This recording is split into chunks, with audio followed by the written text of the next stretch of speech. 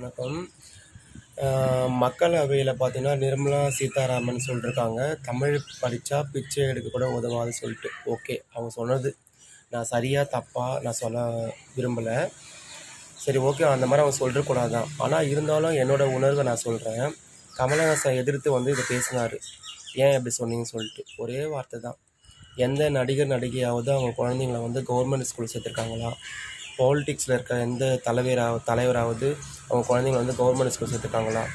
தமிழ் மட்டுமே படிங்க சொல்கிறாங்களா? எத்தனை பேருக்கு தமிழ் தெரியாமல் இன்னும் இருக்குது தெரியுமா?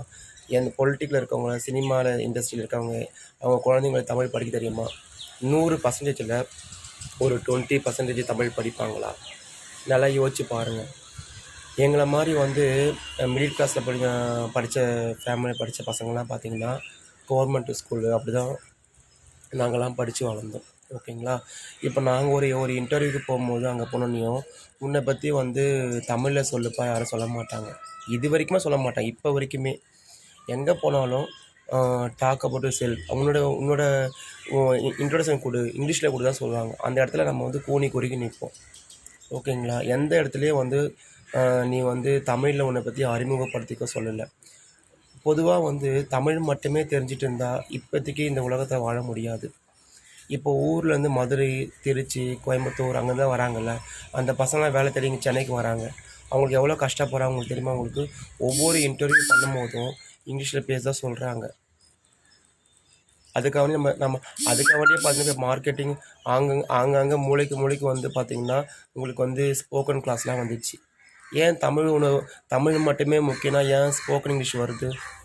தமிழ் மட்டுமே படித்தா உண்மையிலே சொல்கிறேன், இப்போ இருக்க சொசைட்டியில் நீங்கள் வாழவே முடியாது. அதுதான் உண்மை, ஆணித்தரமான உண்மை.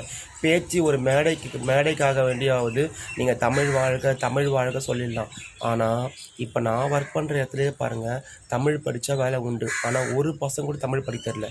பெரிய பெரிய காலேஜில் படிச்சுட்டு வராங்க, ஆனால் தமிழ் படிக்க ரொம்ப கஷ்டப்படுறாங்க. புரியுதா உங்களுக்கு? தமிழும் படிக்க தெரில, இங்கிலீஷும் படிக்க தெரில. ஆனால் என்னை பொறுத்தவரைக்கும் தமிழை மட்டும் வச்சுக்கிட்டு நம்மளால் எந்த கம்பெனிலையும் வாழ முடியாது. ஆனால் வாழலாம். ஒரு அடிமையாக போய்ட்டு இந்த மாதிரி வண்டி ஓட்டிக்கிட்டு, ஃபுட்டு டெலிவரி பண்ணிக்கிட்டு, இந்த மாதிரி ஷெட்டில் போய் ஒர்க் பண்ணிக்கிட்டு, ஹவுஸ் கீப்பிங் வேலை செஞ்சுக்கிட்டு, இந்த மாதிரி வேலைலாம். பணக்காரவன் மட்டும் படித்து நல்லபடியாக இருக்கலாம், ஏழைங்க இருக்கலாம். இதுதான் உண்மை. தமிழ் மட்டுமே படித்தா கண்டிப்பாக லைஃப்பில் முன்னேற முடியாது. எல்லா லாங்குவேஜும் படிக்கணும். கண்டிப்பாக இங்கிலீஷ் படிக்கணும். இங்கிலீஷ் படித்தா தான் நீ ஒரு இடத்துக்கு போனால் கூட உன்னால் பதில் சொல்ல முடியும், கான்ஃபிடன்ஸாக பேச முடியும். இல்லை அந்த இடத்துல உன்னை மட்டம் தட்டுவாங்க. இதுதான் உண்மை.